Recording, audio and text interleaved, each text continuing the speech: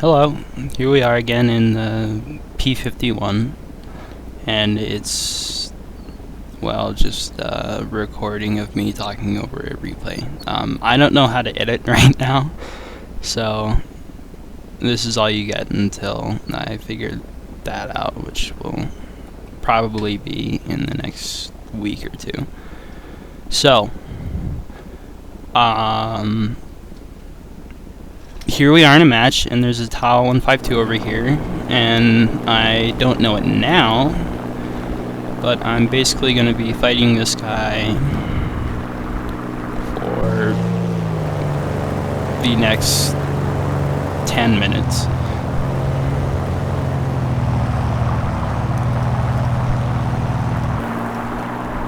And again, like the last video, I'm just kind of going to try and explain my thought process. So first, we have a Spitfire over here, and he just does this.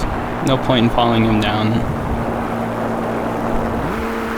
And this Spitfire over here takes care of him. So now it's just this Town 5-2, and at this point, this is not at all like the last video. The last video, I'd say I had a mildly better plane than the Town 5-2. Here I just have an objectively worse plane.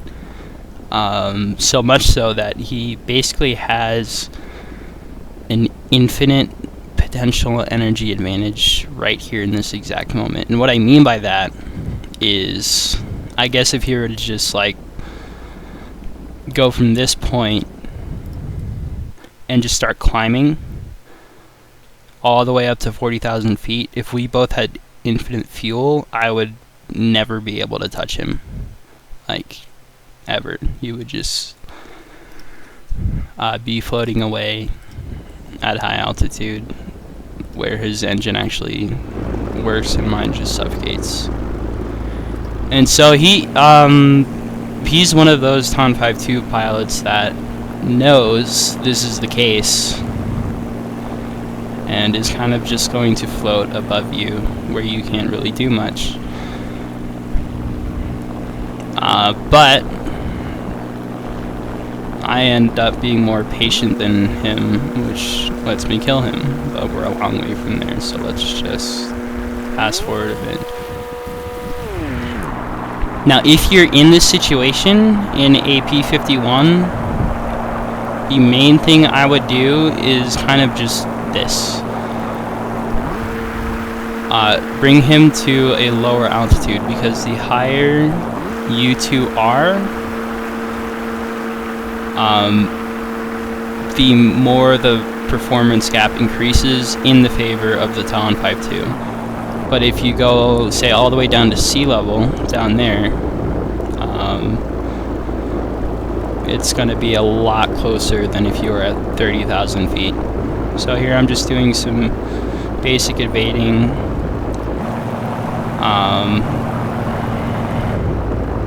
He doesn't commit, so I pull right back up.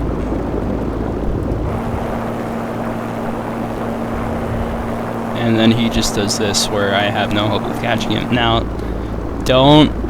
if this happens to you, don't try and climb all the way up to 20,000 feet again. It's his job to come down to you, because that's the one thing I can do. I can force him to fight me at an altitude where things are going to be better for me, and that's what I do. So I do climb here, but if we both just kept climbing, I would not keep climbing past 20,000 feet. Anyway, he eventually turns around.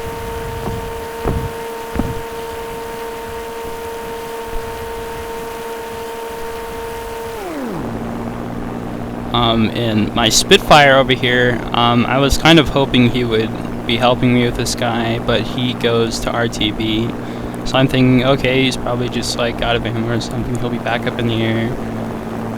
I'll try and bring this Town 5-2 near the airfield so he can get back up and running as soon as possible and kill him for me. That does not happen. The Spitfire lands, then leaves. So it'll end up just being me and this guy. And what I'm also doing here is equalizing our energy states. And how I'm doing that is just extending out in a straight line like this. Well, I'm actually circling the airfield, try and be near the Spitfire, but that's in theory what you would want to do. Extend out in a straight line, and he will follow you down, and as he loses altitude, that huge potential energy advantage kind of goes away. And he's a lot faster than me now, so if I just, after I let him lose his altitude a bit, I'm going to start nosing down, and that will close the speed gap even more.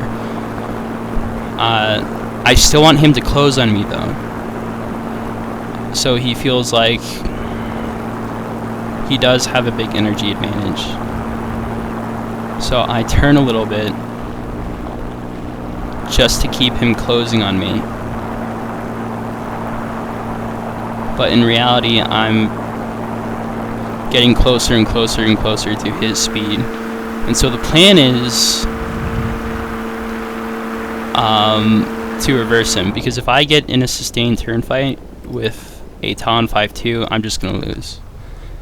The Talon 5.2 has these huge wings that give it a huge maneuvering energy retention. So when we're both turning in like a circle, he's losing way less speed, and I will just end up being so slow he can just do whatever he wants with me. And it's not like a, I don't know, a Spitfire where it can easily recover from being slow and even flies well while being slow. The P-51 is not good at that. It wants to be fast.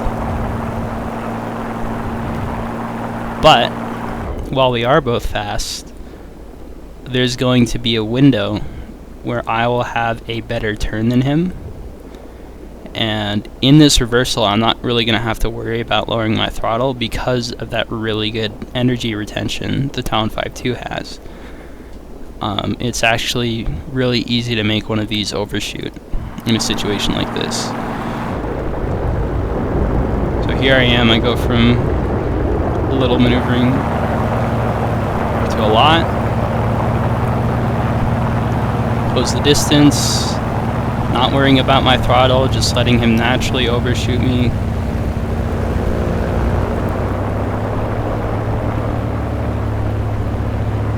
Pop the combat flaps. Now, what I've successfully done here is I've made him think that I'm a lot slower than I actually was by keeping him closing on me by doing that little turn. And you'll see what I mean here in the chat in a second. So he thinks I'm slower than I am, and he knows the P-51 cannot at all keep up with the Talon 5.2 in a stall climb. So he's just trying to do that to drain my energy, where I'll just be slow and useless. I'm a lot faster than that though, so I can get my guns on him for just long enough to disable his plane.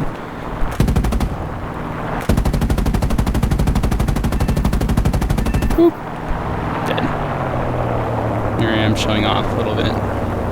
So, in the chat,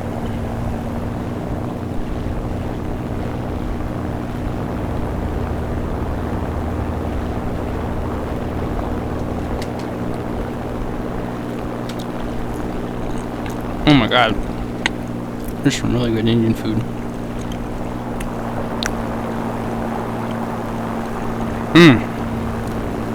Anyway, oh yeah, here we go.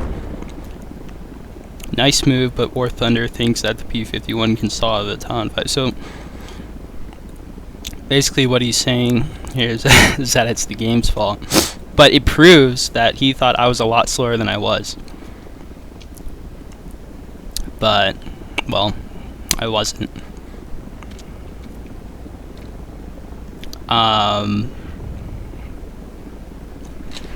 Yeah, and that's what you would do in that situation to, well, not die. Alright. I'm gonna try and figure out download some free editing software and see what I'm doing so you won't have to just deal with awkward me talking over a replay. Hope you learned something. That's all. Goodbye.